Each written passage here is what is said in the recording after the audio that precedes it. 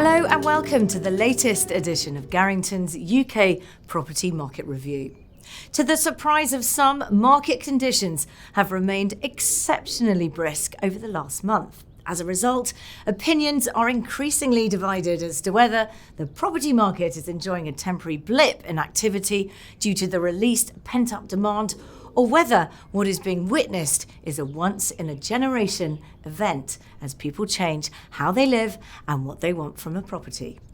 The rest of the UK's devolved regions' property markets have now reopened with strict social distancing rules. These locations are equally busy, and the Garrington team in Scotland, for example, have been advised by prime agents of hundreds of viewing requests in the initial week of the market reopening.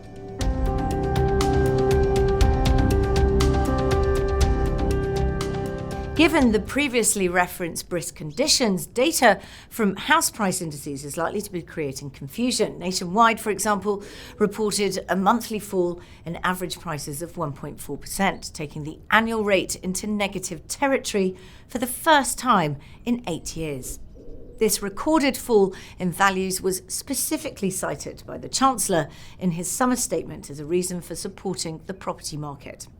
However, with parts of the UK only just reopened, the data cannot legitimately claim to give a comprehensive and reliable picture of the market. As we outlined last month, the market is currently incredibly polarised. Sellers, however, appear to remain bullish, with average asking prices on new listings rising by 1.9% in June, according to Rightmove. At the top of the market, asking prices were some 3.3% higher in June than in March. Within the prime market, there is strong competition for best-in-class country homes. And across many of Garrington's operating areas, we've also seen strong demand for second homes in coastal and country locations.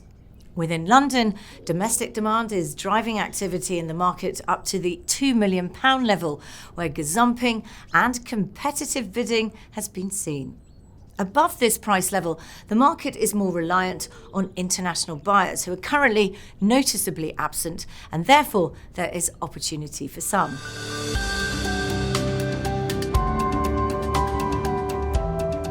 We referenced last month the possibility of a stamp duty holiday, and the Chancellor confirmed in his summer statement the decision to slash stamp duty. There was huge relief that the changes were effective immediately. Delaying implementation would have stalled transactions and had the opposite effect to that intended.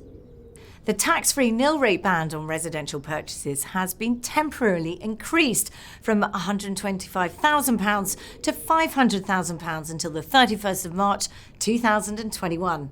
Above £500,000, the standard rates and thresholds continued to apply. The existing 3% additional dwelling surcharge will continue to apply too, so buyers of second homes will pay stamp duty at only 3% up to £500,000.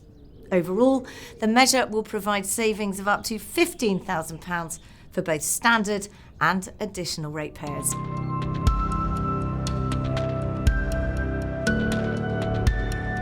In a month that's seen a raft of stimulus measures being tabled by the government as part of his Build, Build, Build speech, Boris Johnson has announced the most radical reforms to our planning system since the Second World War.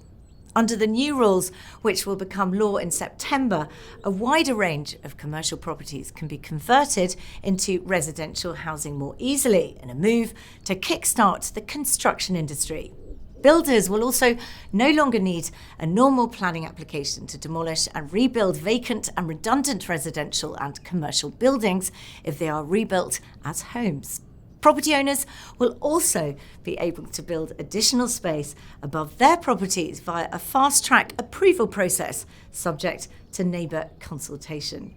So this creates opportunities for open-minded buyers not heavily reliant upon traditional mortgage finance to explore the potential of new types of self-build properties, conversions or refurbishments. Equally, these changes underline the need for extensive due diligence ahead of purchasing any property with what appears to be established surroundings. Protection afforded by current planning laws may cease to apply in some situations and thus increases the need for buyers to be alert to a new set of risks.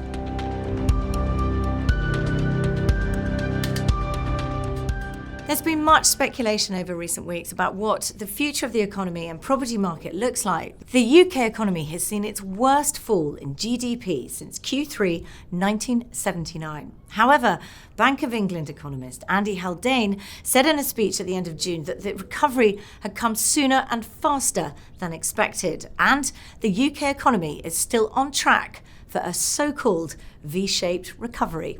Rising unemployment levels remain a primary concern over the coming months. As such, the geographic concentration of worse affected industry sectors is likely to disproportionately further polarise local property markets. The comprehensive measures being introduced to protect and create jobs is unlike anything seen before, and only time will tell the cushioning effect this will have on the economy and in turn on the property market.